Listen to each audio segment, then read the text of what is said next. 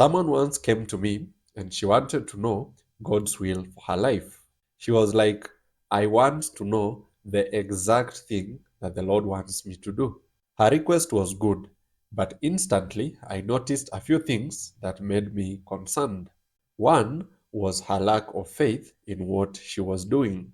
You see, she was already occupied with a few things in her life. Those things were not evil in any way, but somehow she assumed that those things that she was doing were not God's will for her life.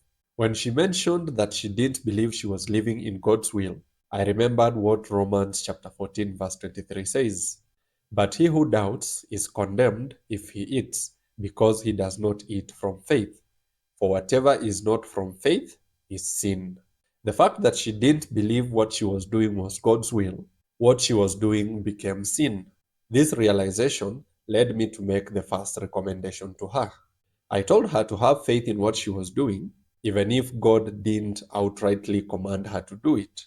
I proved this point to her by asking her if God had ever commanded her to take a shower.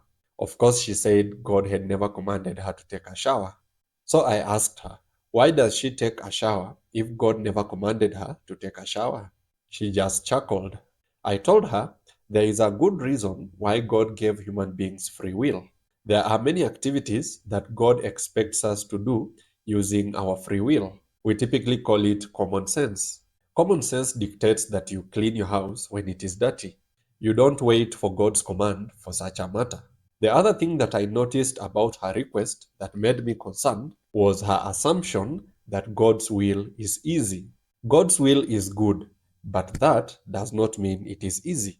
In fact, I was sure if God told her exactly what He wanted her to do, she would be so scared to the point of quitting her faith. I don't have to go very far to prove that. Matthew chapter 26, verse 39 gives us the best proof. It says, He went a little farther and fell on his face and prayed, saying, O my Father, if it is possible, let this cup pass from me. Nevertheless, not as I will, but as you will. Jesus, of all the people, was asking if it was possible for the cup of suffering to be taken away. Jesus knew that was God's will because he had spoken about it many times before. But still, the intensity of the situation pushed him to ask if the cup could be taken away. Most believers assume that God's will is only enjoyable stuff, but the Bible proves to us that God's will can be both enjoyable and painful. In fact, it is always a perfect balance between joy and pain. It was great for Jesus to have the power that he had to heal people, cast out evil spirits, multiply fish, etc. But when it came time for suffering, it was a bitter betrayal, utter humiliation, and painful crucifixion. All these were God's will for him. That is why Isaiah prophesied what is written in the book of Isaiah, chapter 53. For the lady that was desiring to know exactly what God wanted her to do, she had no idea what she was asking for.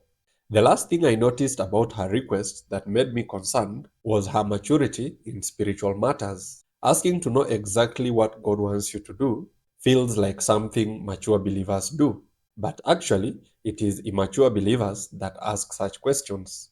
Let me explain. God has already revealed His will through His Word. Everything a human being needs to do is written in the Bible, and it is emphasized so many times.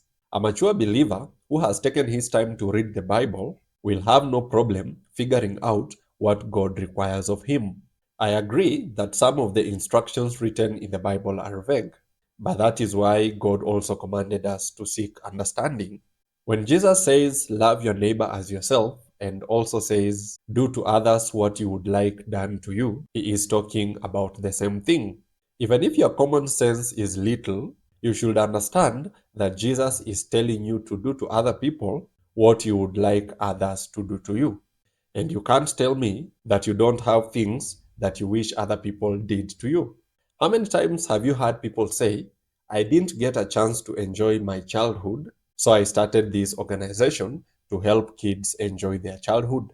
I mean, you don't need God to come and tell you to start an organization that helps kids have a good childhood because that is what you wish you had. When you do such a thing, you would have already fulfilled two of the very basic commands that Jesus gave.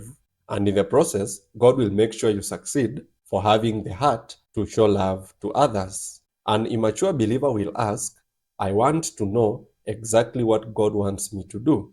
But a mature believer will go ahead and do what he knows is good and pleasing before God.